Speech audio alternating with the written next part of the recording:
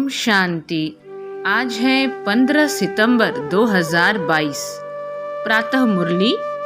बाप दादा मधुबन। मीठे बच्चे, इस दुख के घाट पर बैठ शांति धाम और सुख धाम को याद करो। इस दुख के घाट पर बैठ शांति धाम और सुख धाम को याद करो। इस दुख धाम को भूल जाओ, यहाँ बुद्धि भटकनी नहीं चाहिए। आज का प्रश्न, तुम्हारे पुरुषार्थ का आधार क्या है? यह है बाबा का आज का प्रश्न हम बच्चों के प्रति। तुम्हारे पुरुषार्थ का आधार क्या है? निश्चय। तुम्हें निश्चय है बाप नई दुनिया की सौगात लाए हैं। इस पुरानी दुनिया का विनाश होना ही है। इस निश्चय से तुम पुरुषार्थ करते हो। अगर निश्चय नहीं है तो सुधरेंगे नहीं। आगे चल अखबारों द्वारा तुम्हारा मैसेज सबको मिलेगा, आवाज निकलेगा, तुम्हारा निश्चय भी पक्का होता जाएगा। Om Shanti. Tower of silence और टावर ऑफ सुख। टावर ऑफ साइलेंस और टावर ऑफ सुख। तुम बच्चे यहाँ बैठे हो तो तुम्हारी बुद्धि घर में जानी चाहिए। वह है शांति का टावर। ऊंचे ते ऊंचा वह टावर है। और बाबा क्या कह रहे हैं? ऊंच से ऊंच को टावर कहा जाता है। तुम शांति के टावर हो। घर में जाने के लिए तुम पुरुषार्थ कर रहे हो। तो आज बाबा हमें शांति के टावर और सुख के टावर के बारे में बता रहे हैं। यानी जो ऊंचे से ऊंचा है उसे टावर कहा जाता है। तो बाबा कह रहे हैं घर में जाने के लिए तुम पुरुषार्थ कर रहे हो। कैसे जाते हो? जो टावर में रहने वाला बाप है वह शिक्षा देते हैं कि मुझे याद करो, तो शांति के टावर में आ जाएंगे। उसको घर भी कहा जाता है, शांति धाम भी कहा जाता है। यह बातें समझाई जाती हैं। अपने शांति धाम सुख धाम की याद में रहो। नहीं रह सकते हो तो गोया जंगल के कांटे हो, इसलिए दुख भासता है। अपने को शांति धाम के निवासी समझो। अपने घर को याद करना है ना, भूलना नहीं है। घर है ही बाप का, यह है ही दुख का घाट। यहाँ बैठे भी जिनको बाहर की बातें याद आती हैं तो ऐसे नहीं कहेंगे कि इनको अपना घर याद है।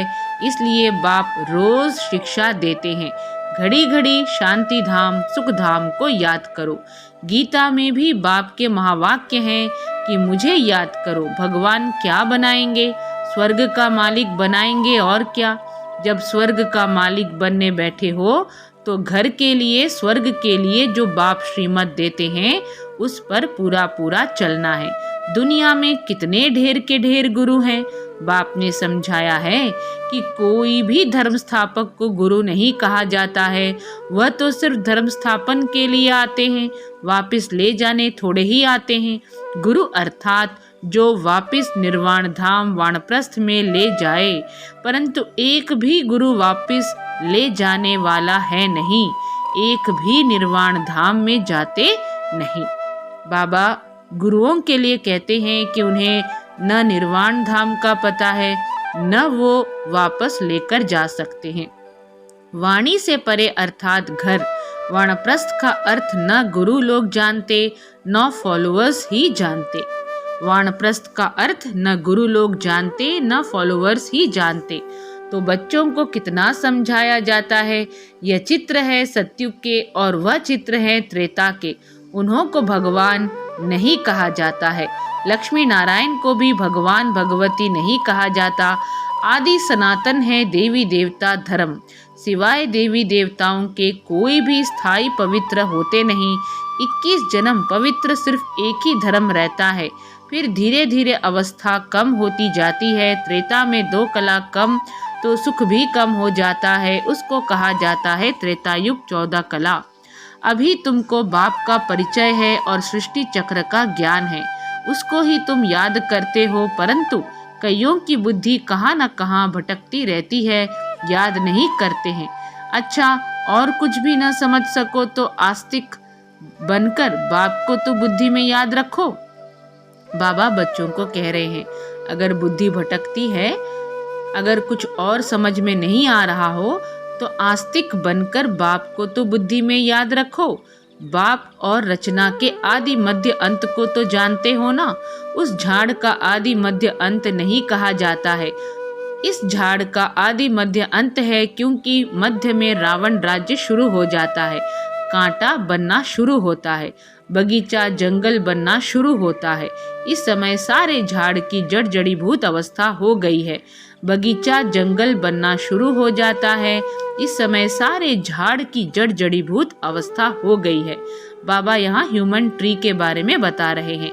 सारा झाड़ सूख कर तमो प्रधान हो गया है, सारा सूखा हुआ झाड़ है, फिर कलम लगाना पड़े। इसका कलम लगता है, कलम न लगे तो प्रलय हो जाए।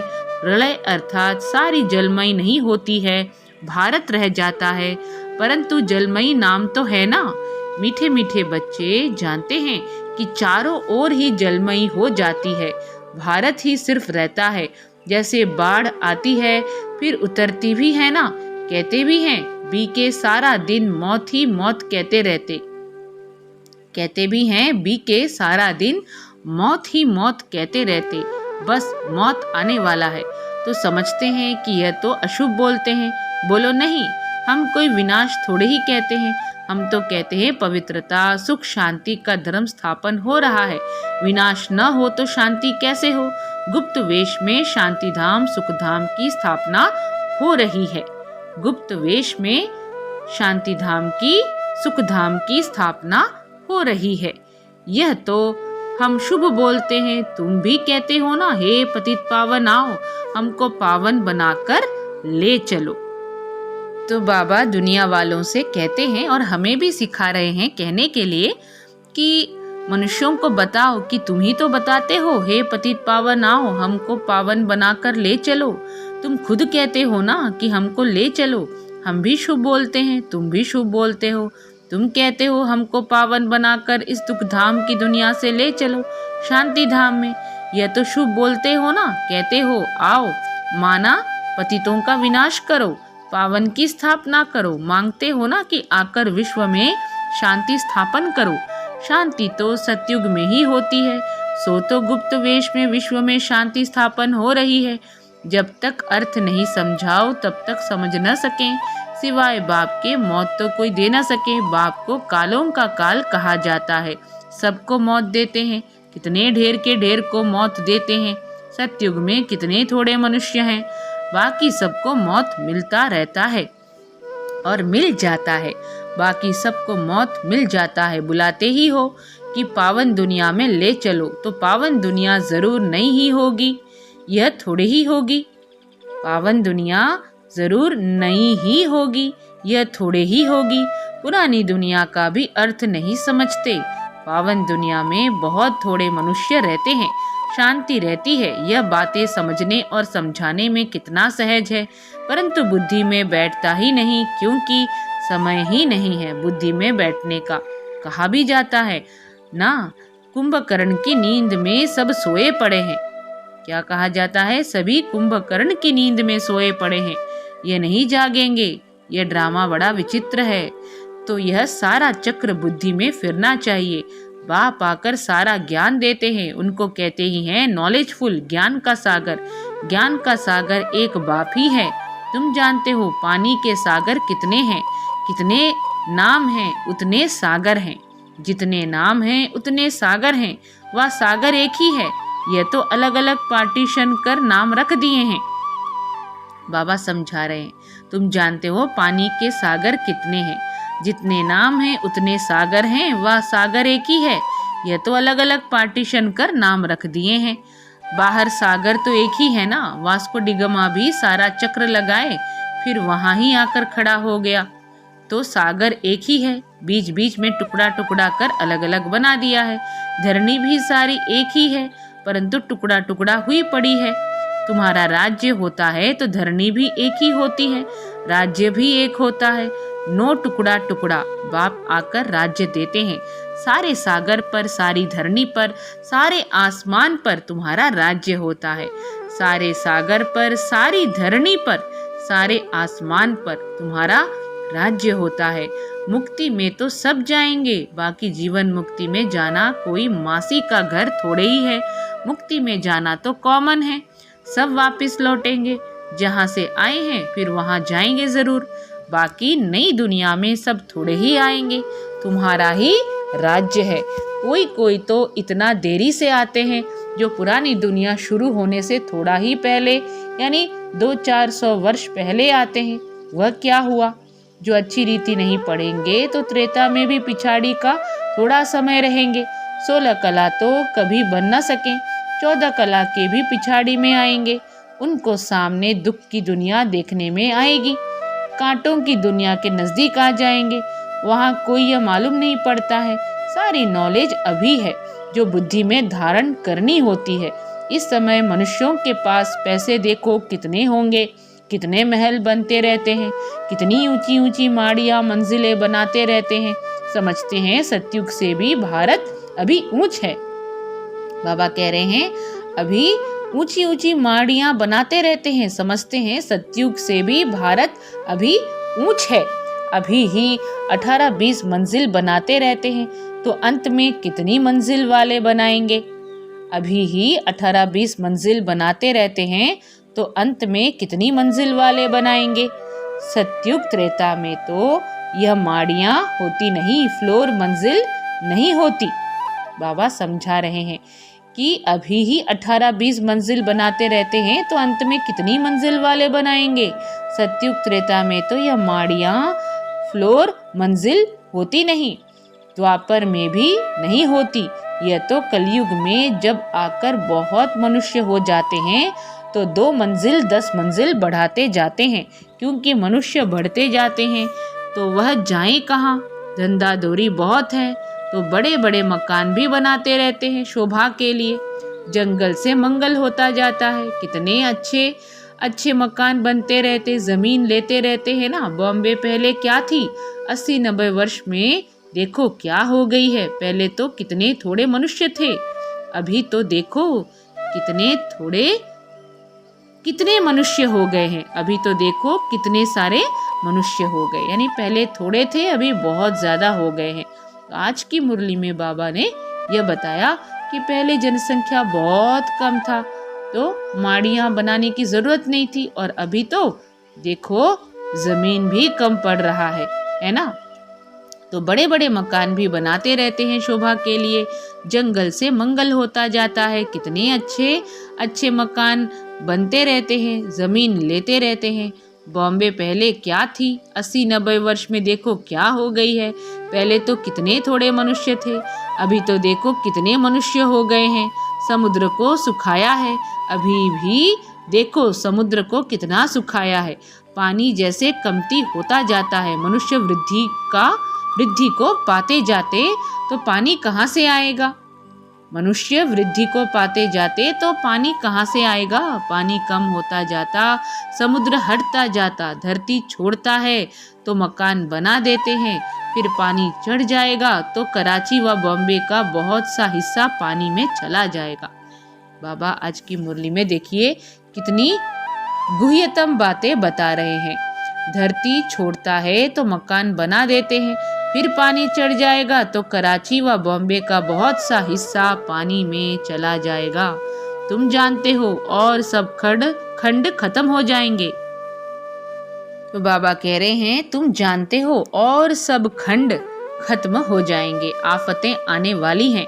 इसलिए बाप कहते हैं जल्दी जल्दी तैयार होते रहो।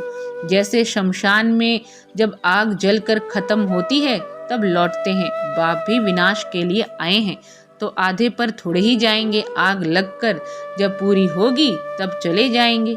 फिर बैठकर क्या करेंगे? आग बुझेगी नहीं, सब चले जाएंगे, सबको साथ ले जाएंगे। होना तो जरूर है, समझते तो सब हैं, लेकिन समय का गपोड़ा बहुत बड़ा लगा दिया है। बच्चों को समझाना भी गीता पर है। गीता एपिसोड है ना, जिसमें देवी देवता धर्म की स्थापना हो रही है। वहाँ एक ही धर्म होगा, बाकी सब धर्म विनाश हो जाते हैं।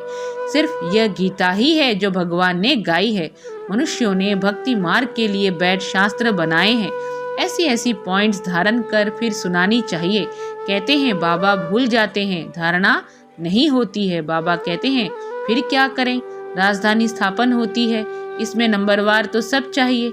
सबके ऊपर कृपा करने की ताकत हो तो बाप स्वर्ग का मालिक सबको बना दे, लेकिन नहीं, यह तो बनने ही है नंबरवार। यह कोई भी समझ सकते हैं कि भगवान आया हुआ है, भगवान जरूर स्वर्ग की सौगात ले आएंगे।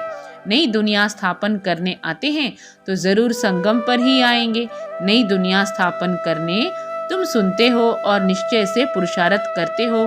जिनको निश्चय ही नहीं वह कब सुधरेंगे ही नहीं। बल कितना भी माथा मारो तो बाबा के अवतरण का पैगाम सबको देना है, मैसेज देना है। आगे चल अखबारों में पढ़ ही जाएगा। जैसे तुम्हारा नाम बदनाम भी अखबारों द्वारा हुआ, फिर नाम वाला भी अखबारों द्वारा ही होगा। दुनिया तो बहुत बड़ी है, सब जगह तो तुम बच्चियां जा नहीं सकेंगी। दुनिया तो बहुत बड़ी है, सब जगह तुम बच्चियां जा नहीं सकेंगी। कितने शहर हैं, कितनी ढेर भाषाएं हैं। अखबारों द्वारा सब जगह आवाज पहुंच जाता है। कोई भी आएगा कहेगा हाँ अखबारों द्वारा आवाज सुना है, तो तुम्हारा नाम अखबारों द्वारा ही होगा। ऐसा नहीं समझो कि सब तरफ तुमको जाना पड़ेगा, फिर तो पता नहीं कितना समय लग जाए। अखबारों द्वारा ही एक्यूरेट सुनेंगे। तुम कहते भी हो कि बाप को याद करो तो पाप कट जाएंगे, अखबारों में तो पढ़ना ही है। अब तुम्हारा नाम वाला होगा तो फिर बढ़ता जाएगा। अब तुम्हारा नाम वाला होगा तो फिर बढ़ता जाएगा। जैसे कल्प पहले पता पड़ा होगा वैसे ही समय पर पड़ेगा। सबको मैसेज मिलेगा। युक्तियाँ चल रही हैं, बहुत अखबार वाले डालेंगे, किसको बुद्धि में बैठा और डाल देंगे। सब धर्म वालों को मालूम पड़ जाएगा। तब तो कहेंगे अहो प्रभु तेरी लीला। पिछाड़ी में बाप की याद सबको आएगी, परंतु कुछ भी कर नहीं सकेंगे। यह खेल है ना, खेल को जान जाएंगे। 84 चक्र का खेल सब अखबारों में पड़ जाएगा। जहाँ भी जाओ अखबार जरूर निकलते हैं। अखबार द्वारा सबको आवाज तो पहुँचता है ना। तुम्हारी बातें तो सबसे ऊंच है ना। विनाश का समय भी तो जरूर आना ही है, ड्रामा प्लान अनुसार। जैसे कल्प पहले मालूम पड़ा होगा अभी भी पड़ेगा। धीरे धीरे स्थापना होती है ना। संगम युग याद पड़े तो स्वर्ग भी याद पड़े। संगम युग याद पड़े तो स्वर्ग भी याद पड़े। स्वर्ग को याद करो और मन मनाभव बाप को भी याद करो तो बेड़ा पार हो। जब तक विनाश न हो शांति कहाँ से आए। विनाश का नाम ही कड़ा है। मनुष्य सुनकर बहुत डरते हैं। यह तो राइट बात है ना। पतित दुनिया में अनेक दुख हैं, पावन दुनिया में अनेक सुख हैं। बाप देखो सौगात कैसी लाते हैं। अच्छा, मीठे मीठे सिखी लदे बच्चों प्रति माता पिता बाप दादा का याद प्यार और गुड मॉर्निंग। रूहानी बाप की रूहानी बच्चों को नमस्ते। हम रूहानी बच्चों की रूहानी माता पिता बाप दादा को याद प्यार गुड मॉर्निंग और नमस्ते। धारणा के लिए मुख्य सार, पढ़ाई को अच्छी तरह पढ़कर ऊंच पद पाना है। आफतें आने के पहले नई दुनिया के लिए तैयार होना है। पढ़ाई को अच्छी तरह पढ़कर ऊंच पद पाना है। आफतें आने के पहले नई दुनिया के लिए तैयार होना है। अपने को सुधारने के लिए निश्चय बुद्धि बनना है। वाणी से परे वानप्रस्थ में जाना है। इसलिए इस दुख धाम को भूल शांति धाम और सुख धाम को याद करना है। वरदान, किसी भी परिस्थिति में फुल स्टॉप लगाकर दुआओं का अधिकार प्राप्त करने वाले महान आत्मा भव।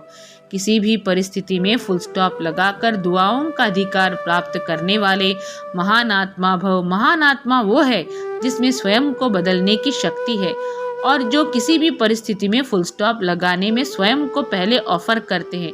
मुझे करना है, मुझे बदलना है।